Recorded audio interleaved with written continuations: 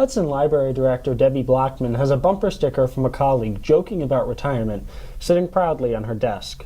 But in conversation, she says she is generally ambivalent about the word when it's used to describe her upcoming departure from the Hudson Library. After decades in library service, she is technically retiring, but says she will hardly be sitting at home when she does. Rather, once she leaves Hudson next month, she will be diving further into a passion of hers that she first discovered at her first library job in Wyoming 20 years ago. At the library, they had a genealogy room that was run by the library, the Historical Society, and the Mormon Church, the Latter-day Saints.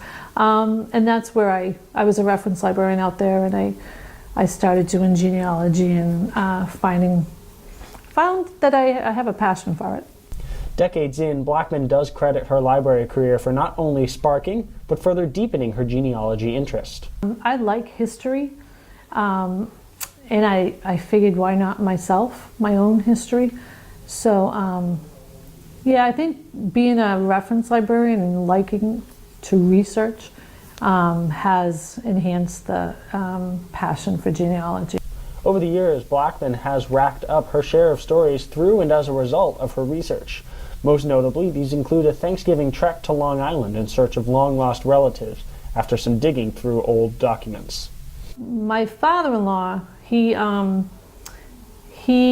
dad died when he was 3 in Long Island, and his mom took him back to upstate New York, so he didn't realize he had any relatives around. And doing genealogy, I found that he had 3 third cousins down in Long Island, and we ended up contacting each other. They ended up inviting us down for Thanksgiving.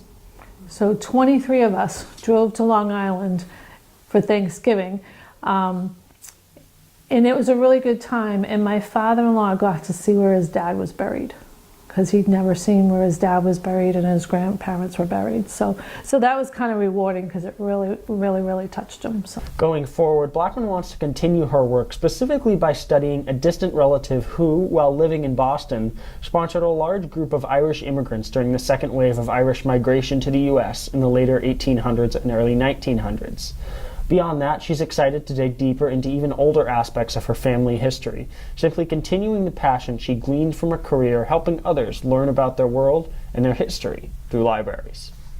I found out what town we're from in Ireland, and my husband's from his father's parents were from Sweden. So I'd like to go over and research different places and see the different towns and stuff like that. So that's probably what I'm going to do a lot after genealogy, after I retire.